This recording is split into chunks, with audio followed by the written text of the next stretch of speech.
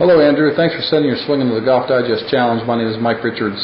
I'm going to analyze your swing. I think when I saw your little sheet there on your little bio on you, you're a fairly new golfer to the game. You don't look too bad setting up to the golf ball. I kind of look at your grip here a little bit, and the grip's not too bad, so we're not going to touch that right now. I would say if you came to me face to face, I'd leave that grip alone for a while. Stance with the driver could be just a little bit more wider. You get your left foot a little bit wider out to here and right foot a little out there. But it's just minimal at best. But this is the big issue I see with your swing. When I put the swing in motion, and Andrew, when you watch this, if you can, send me another swing and see if your camera has a sport mode in the shutter speed. And if you can do a sport mode, that'll help me see more frames per second. Right now, when I put this swing in motion, you're going to see I can't hardly see the club, your hands, or the shaft. So all I'm going to do is pretty much talk today, Andrew, about your body and what it needs to do. I'd like to get talking about the club a little bit more because, after all, that's what hits the ball. But your body's what I can see, and that's what I'm going to try and diagnose today. When you swing the club, you can see I've let this thing go on, and your club hasn't moved hardly at all, so I need more frames per second. Now the club's starting to move. And you can see just in that little slow motion, the club head's blurry. But now, here's what you've got to do. You've got a driver in your hand, and you see the club going up, but I don't see any hip turn. I see a shoulder turn, but your hips are staying almost level to the golf ball. Okay, so an example would be something like this.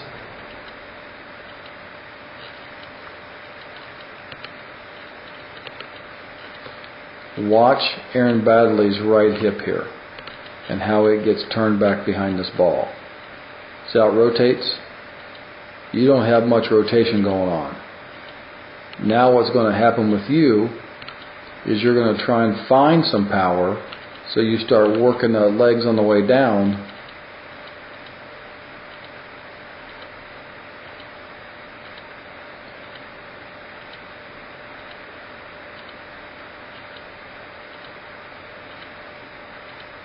Now, look how, as you come down to hit this ball, I want you to pay close attention to both feet. Right now, this left heel and most likely right heel are up off the ground. So you've got yourself on your toes, and right now you're out of balance. The right arm is kind of separated from your left arm is kind of separated from your body a little bit, and it needs to rotate and fold a little bit differently. I want you to watch Aaron Baddeley's left arm. See how close it stays to his body, and it rotates in a much different position.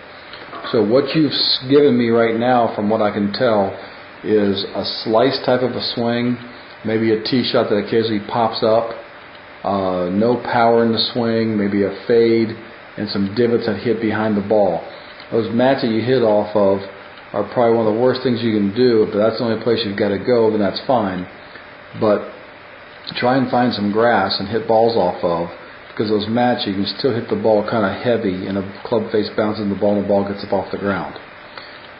So what I would do is I would start, and if you have anybody in the area that gives lessons and can use video like I'm using right here, that's really going to help you.